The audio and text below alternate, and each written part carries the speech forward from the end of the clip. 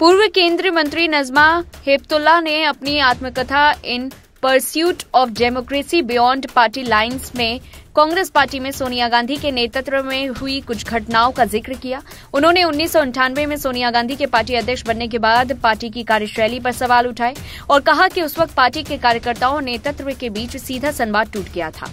10 जनपद से सीधे संवाद कट गया था क्योंकि वहां काम कर रहे जूनियर अधिकारी सिर्फ क्लर्क और अन्य स्टाफ थे जो असल पार्टी कार्यकर्ता नहीं थे। नजमा हेपतुल्ला बीजेपी में शामिल होने से पहले 2004 तक कांग्रेस पार्टी के साथ थी। हेपतुल्ला 1980 में राज्यसभा सदस्य बनी और 17 साल तक उच्च सदन की उप सभापति रही।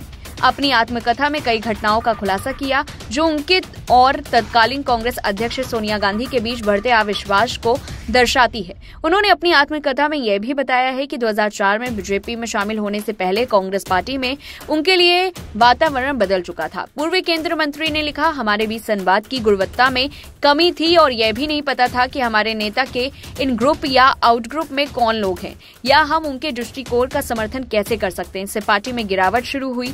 नजमा हेपतुल्ला ने 1999 की एक घटना का जिक्र किया जब वे बर्लिन से सोनिया गांधी को फोन कर इंटर पार्लियामेंट्री यूनियन की अध्यक्ष बनने की खबर देना चाहती थी, लेकिन गांधी के एक स्टाफ ने पहले कहा मैम बिजी हैं और फिर कृपया लाइन पर बने रहें।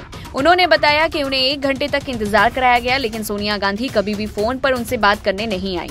पूर्व राज्यसभा सांसद ने अपनी किताब में लिखा, हर देश, संस्कृति और परिवार के पास ऐसे खास क्षण होते हैं जो सामान्य जीवन की धारा से ऊपर होते हैं। ये मेरे लिए एक ऐसा क्षण था जिसने मुझे हमेशा के लिए अस्वीकृति का एहसास दिलाया। हालांकि यह अस्वीकृति बाद में सही साबित हुई। मणिपुर की पूर्व राज्यपाल नजमा हेपतुल्ला ने अपनी आत्मकथा in pursuit of democracy beyond party lines में 1999 की एक और घटना का भी जिक्र किया है जब कांग्रेस के कई दिग्गज नेता पार्टी में हाशिए पर महसूस कर रहे थे।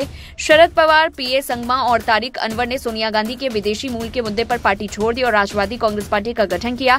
राजेश पायलट और जितेंद्र प्रसाद भी गांधी परिवार के खिलाफ खड़े हुए। नजमा हेपतुल्ला पार्टी में बन रही, लेकिन सोनिया ने सुझाव देना शुरू कर दिया कि वे अंततः पार्टी छोड़ देंगी और शरद पवार के साथ मिल जाएंगी। हेपतुल्ला ने इसे अजीब बताते हुए कहा, यह सोनिया का विचार अजीब था। वे बहुत कम लोगों पर भरोसा करती थी और मुझे लगता था कि वे मुझ पर भरोसा नहीं करती थी। हेपतुल्ला ने सोनिया गांधी की कांग्रेस की तुलना उनकी सास इंदिरा गांधी के दौर से की। हेपतुल्ला ने सोनिया पर जमकर निशाना साधा और कहा कि हम गहरे अविश्वास से कहीं बढ़कर काम कर रहे हैं। हम सोनिया गांधी से कटे हुए थे और उनसे संवाद नहीं कर सकते थे।